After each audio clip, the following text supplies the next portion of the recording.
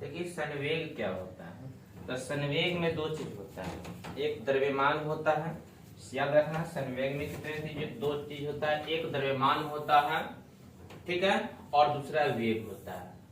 संवेग किस पे निकलता है, द्रव्यमान और वेग पे निकलता है। जब क्या होता है बेटा, द्रव्यमान तथा वेग के गुणनफल माने द्रव्यमान और वेग को अगर हम गुना कर देंगे तो गुना करने से हमें क्या निकलेगा, संवेग निकलता है। याद रखना, अब द्रव्यमान को m कहा जाता है और वेग को v कहा जाता है। इसका मतलब मेरा यहाँ पर फॉर्मूला बन जाएगा कि संवेग बराबर मेरा फॉर्मूला बन जाएगा m गुने v। कैसे बन गया, क्योंकि संवेग बराबर m गुने v, द्रव्यमान गुने वेग, तो यही हो जाएगा क्या, संवेग। तो सबको समझ में आ रहा होगा संवेग क्या है, कि जिसमें वेग और द्रव्यमान को जब हम गुना कर देंगे, गुना करने के बाद में जो रिजल्ट आएगा वो रिजल्ट मेरा क्या है, कि संवेग है। इसीलिए कहा जाता है कि संवेग यह एक प्रकार की सदिश राशि है, क्योंकि जब गुना करेंगे तो इसका हमको है ना कि हल निकल जाएगा। आ जाते हैं संवेग को आप है ना केजी, जो आपको यहाँ पर द्रव्यमान है उसको केजी में व्यक्त करते हैं, वेग है वो मिनट प्रति सेकंड में, मानी स्पीड को मिनट प्रति सेकंड में ज्ञात करते हैं। इसीलिए हो जाता है केजी को ml हो जाएगा और मीटर सेकंड को T−1 वीमा हो जाएगा। तो अगर आपको वीमा पूछेगा तो ml T−1 हो जाएगा, और जिसे इकाई पूछेगा तो केजी गुने मीटर प्रति सेकंड हो जाएगा। ठीक है, चलिए अब इसके बाद में पढ़ते हैं आवेग। देखिए आवेग क्या होता है समझना। देखिए जब बहुत बड़ा बल बहुत छोटे समय के लिए किसी वस्तु पर कार्य करता है उसे आवेग कहते हैं। जैसे मान लीजिए माने बल जो बहुत बड़ा बल है लेकिन छोटी सी चीज पे वो काम करता है। उदाहरण के तौर पे कैंची बड़ा है लेकिन वो एक छोटी सी कील पे काम करता है, कील हटा दो, इतनी पातर कील रहेगा, उस कील पे वो चलेगा। इसका मतलब क्या है बेटा, इसका मतलब वस्तु क्या है, यहाँ पर बताया गया है कि मान लीजिए 12 बल है और कम समय में उस काम को किया जाए, तो इससे यह स्पष्ट होता है कि इसको आवेग कहते हैं। क्या कहते हैं, इम्पल्स कहते हैं, आवेग कहते हैं। जब बहुत बड़ा बल छोटे समय के लिए किसी वस्तु पर कार्य करता है उसे क्या कहते हैं, आवेग कहते हैं। जैसे कैच लेते समय खिलाड़ी अपने हाथों को पीछे खींच लेता है, या अचानक गिरने पर हार्ट अटैक, जो हार्ट का टूट जाना माने हड्डी का टूट जाना, सर्कस में कई ईंटों को एक बार से में तोड़ देना, जिसे बहुत सारे ईंटें ऐसे लगा दिए, ऐसे कर दिए, एक बार ऊपर से लाठी मार दी है, किसी एक जगह पे लाठी मारे एक समय में सभी टूट गए। आ जाते हैं अचानक ब्रेक मारने पर तेजी से गाड़ी से होने पर झटका लग जाना। तो याद रखना जब क्या होगा, यहाँ पर थोड़ी सी समझने की बात है, आवेग कब काम करेगा। देखिए आवेग है ना बल गुने समय जब रहेगा तो हम इसको आवेग कहते हैं। बल गुने समय जहां पर दिखाया जाएगा इसको क्या कहते हैं, आवेग कहते हैं। और द्रव्यमान गुने क्या दिखाएगा बेटा, वेग दिखाएगा, इसको संवेग कहते हैं। इसी से संवेग, और यहाँ पर आया है आवेग, तो यहाँ पर बल गुने समय दिखाता है। ठीक है, चलिए आ जाइए, यहाँ पर बहुत अच्छे से दिखाया गया। देखिए आवेग बल गुने समय, बल को केजी प्रति मीटर स्क्वायर कहा जाता है, और इसको आप हल कीजिएगा केजी मीटर स्क्वायर गुने एस से एस खत्म, तो केजी मीटर प्रति सेकंड इकाई, केजी को एल कहा जाता है, मीटर को T−1 वीमा कहा जाता है। अभी हम पढ़े हैं, इसका मतलब क्या हुआ कि हमको संवेग और आवेग दोनों का विमा क्या हुआ, एक होता है। कोई दिक्कत?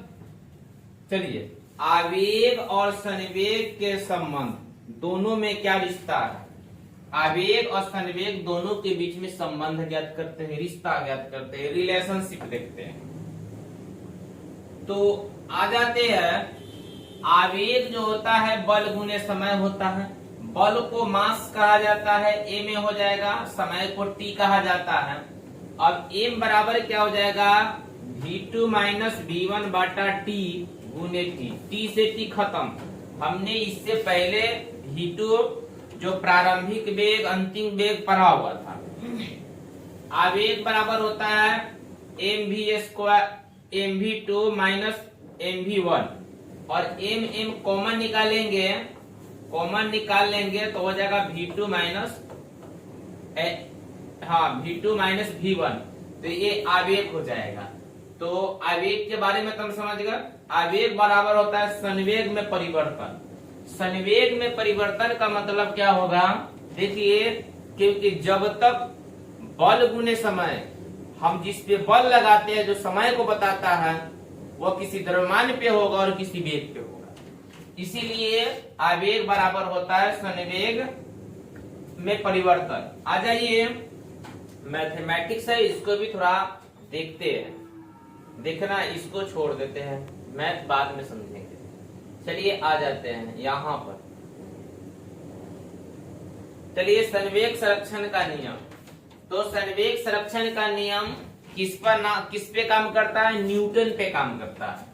अब आ जाइए, न्यूटन पे जब काम करता है तो न्यूटन के कितने नियम था, 3 नियम था। तो 3 नियम में सबसे लास्ट वाला जो नियम होता है यह संवेग संरक्षण के नियम पे काम करता है। एग्जाम में पूछ देगा संवेग संरक्षण के नियम किस पे काम करता है, तो संवेग संरक्षण का नियम न्यूटन पे काम करता है। और न्यूटन के द्वारा जो पहले बताया गया था तीसरे नियम में, वही नियम संवेग संरक्षण के नियम है। चलिए आते हैं, टक्कर के पहले का संवेग और टक्कर के बाद का संवेग बराबर होता है। जो पहले क्या करेगा, टक्कर अगर पहले हुआ, टक्कर अगर बाद में होगा तो दोनों का संवेग क्या होगा, बराबर होगा। इसीलिए m1 v1 बराबर m2 v2। इसका मतलब हो गया टक्कर के पहले का मतलब 1, टक्कर के बाद का मतलब 2। कोई दिक्कत? चलिए अब आते हैं बेटा, आगे आ जाते हैं, देखते हैं।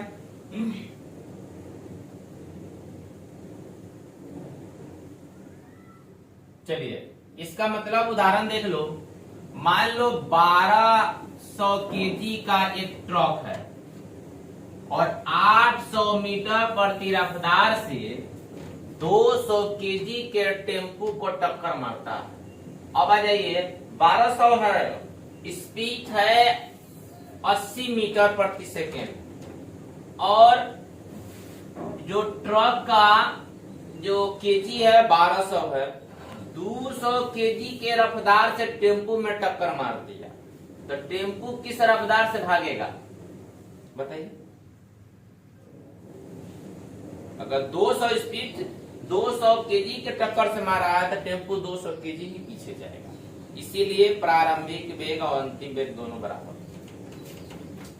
नदी में छलांग लगाते समय गोताखोर अपना शरीर सिकुड़ लेता है ताकि उसका कोणीय संवेग बढ़ जाए।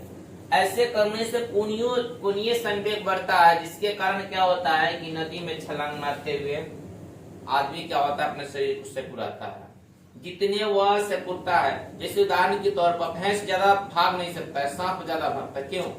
क्योंकि सांप है ना कोणीय वेग पे काम कर लेता है, पतला होता है, कोणीय वेग पे काम कर लेता है। ठीक है, देखना आप, सांप के बच्चा जितना छोटा रहेगा उसको है ना उसका रफ्तार उतना ही तेज होगा। धीरे धीरे जैसे ही उसका कोणीय वेग बढ़ते चला जाएगा उसका रफ्तार धीरे धीरे छोटा हो जाएगा।